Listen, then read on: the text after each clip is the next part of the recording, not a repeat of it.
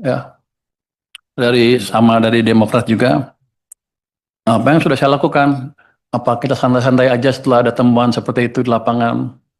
Jadi sekarang kita sedang revamp itu bea cukai kita, termasuk seluruh sistem IT-nya. Kita punya Simbara yang terdiri dari berbagai komponen kan, dari ESDM ada sistemnya, dari bea cukai, dari pajak ada sistemnya semua. Cuman sekarang ngakunya terintegrasi, tapi belum terintegrasi betul. Saya sudah buat tim 10 ya di LNSW, Lembaga Nasional Single Window, untuk memperbaiki itu dari waktu ke waktu. Dan mereka laporan saya sekarang setiap minggu. Progresnya seperti apa? Sudah lebih baik, mereka dapat temuan-temuan baru, tapi belum sampai ke level yang ideal. Di Bea Cukai juga sistem IT-nya kita perbaiki sekarang. Kita udah beli scanner-scanner baru ditaruh di Jakarta, di Pelabuhan Tanjung Perak ya, Surabaya, Surabaya, di Semarang, Semarang bukan di Semarang, Belawan. Belawan juga udah kita ini. Tapi biasanya di sana kan scanning di sana aja udah. Saya mau tarik begitu di scanning dapat gambarnya, dapat langsung ke pusat. Jadi pusat bisa melihat langsung barangnya apa. Dan ada langkah lagi biasanya sih kalau udah dideteksi di lapangan, dikasih, ditanya harganya berapa, apa pas nggak harganya segala macam. Biasanya di lokasinya di sana di tempatnya di Tanjung Perak atau di Semarang atau di Belawan. Sekarang kita akan tarik ke Jakarta di mana yang memutuskan hanya Jakarta sehingga daerah nggak bisa main-main lagi. Itu sistemnya sedang kita kembangkan. Mungkin Maret tahun depan sudah berjalan dengan penuh. Jadi kita keluarkan cukup banyak sumber daya untuk memastikan itu berjalan. Karena kalau ke bea cukai kan sudah clear. Saya bilang ke mereka, kalau Anda nggak bisa perbaikin dalam waktu setahun dari kemarin, ada kemungkinan besar bea cukai akan dirumahkan seluruh pegawainya. Kalau tak, jadi mungkin dia dirumahin aja sampai pensiun, nggak dibayar. Nggak tahu dibayar apa nggak? Mau nggak kita bayar lah. Rugi gua kalau bayar loh. Tapi dengan semangat seperti itu, saya pikir orang kita cukup pintar kalau digebuk sedikit, gebuk banyak juga, apalagi kalau digebuk banyak. Jadi dengan ke depan harusnya penyelundupan permainan HS score akan berkurang secara signifikan. Kalau nol sih nggak mungkin kan kelihatannya ya. Ini kan kita nggak hidup di dunia yang ideal. Akan berkurang secara signifikan. Untuk yang tadi juga yang yang PAME, itu sekarang udah kita panggil tuh pengusaha PAME di seluruh Jakarta, di Indonesia ke Jakarta. Kita bilang ke mereka aturan kita begini, begini, begini. Kita nggak akan deviate dari aturan itu. Anda siap-siap aja. Kalau Anda mau berbisnis terus, ikut aturan kami. Kalau enggak, saya hajar dia. Jadi setiap ada pelanggaran-pelanggaran itu, kami dapat namanya, termasuk yang sibuk-sibuk, yang ribut-ribut di Medsos. medsos tentang apa, Balpres. Kami dapat namanya, kami investigasi pajaknya seperti apa. Ternyata banyak dari mereka nggak bayar pajak. Saya datangin orangnya ke sana untuk suruh bayar pajak. Jadi ini harus fair. Kalau mereka nyerang ya harus bersih. Kalau mereka nyerang-nyerang aja untuk menghindari apa menutupi kejahatannya, saya hajar dari pajak. Itu ternyata boleh saya main di pajak. Emang nggak bayar pajak. SPT-nya 0000 selama 5 tahun berturut-turut berarti nggak bayar pajak. Ada yang selalu nihil, padahal punya gudang banyak sekali. Jadi jangan main-main lagi dengan pemerintah. Kita serius. Dan ancaman saya ke bea cukai juga serius. Kalau mereka main-main, kita hantam. Sama juga ke pajak juga. Sebentar lagi akan ada perbaikan yang amat signifikan.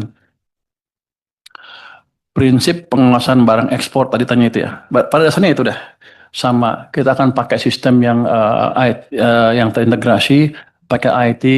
Kita kembangkan juga sistem eh, AI. Ini walaupun saya lihat masih awal, tapi kelihatannya orang-orang kita masih bisa belajar. Kalau dampak ke tadi, gimana kalau nggak berhasil? Ya nggak dapat duit. Kalau berhasil ya positif. Jadi gamenya, expected gamenya positif nih sekarang. Jadi karena sebelumnya belum ada. Yang jelas saya bisa mungkin recover yang tadi kehilangan sebesar 25 triliun yang saya kasih ke industri batu bara. Rupanya industri batu bara cukup canggih sehingga mereka bisa melobi pemerintah pada waktu itu, kalau undang-undang dan DPR, sehingga hal ini bisa lolos. Mungkin waktu itu pemerintah kurang bisa berhitung, ya. Jadi kita dirugikan sebesar itu dan aneh. Jadi ke depan akan seperti itu.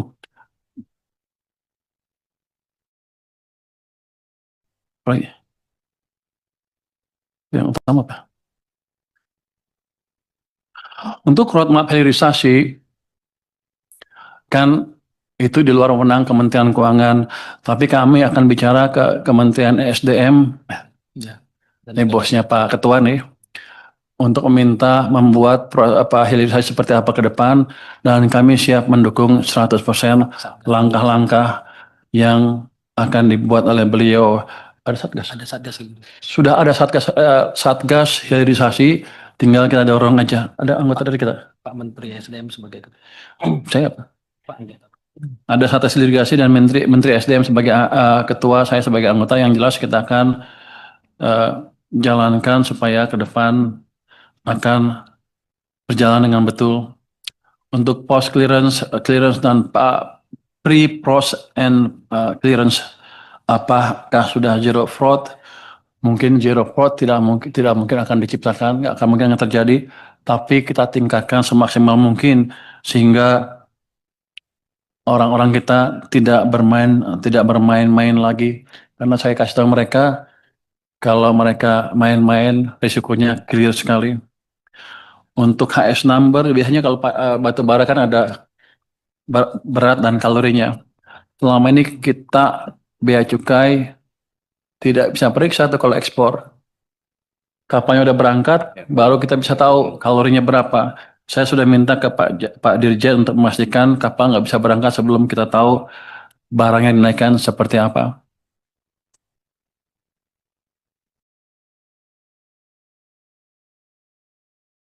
Mungkin demikian. Oh, dari Pak Dolfio ya. Defisit tadi, pengurangan defisit. Nanti ya Kak, dari Pak Dolfio kami akan lengkapin tadi roadmapnya seperti apa sih untuk downstream industrinya dengan satgas hilirisasi tadi. Nanti saya akan itu dan saya akan pastikan berjalan, apalagi kalau ada industri yang mau masuk atau perusahaan besar yang mau masuk. Saya tahu kita udah 2 kali gagal gara-gara ketidakjelasan posisi kita dalam mendukung hilirisasi ini. Untuk dari Pak Fauzi Amro, untuk minuman manis dalam kemasan, kenapa saya tidak presentasikan sekarang? Memang kami belum akan menjalankannya. Kami akan jalankan dan mulai memikirkannya ketika ekonomi sudah dalam keadaan lebih baik dari sekarang. Saya pikir kalau ekonomi sudah tumbuh 6% lebih, kami akan datang ke sini untuk mendiskusikan cukai seperti apa yang pantas diterapkan. Kalau sekarang saya pikir ekonomi masyarakat belum cukup kuat. Mungkin demikian.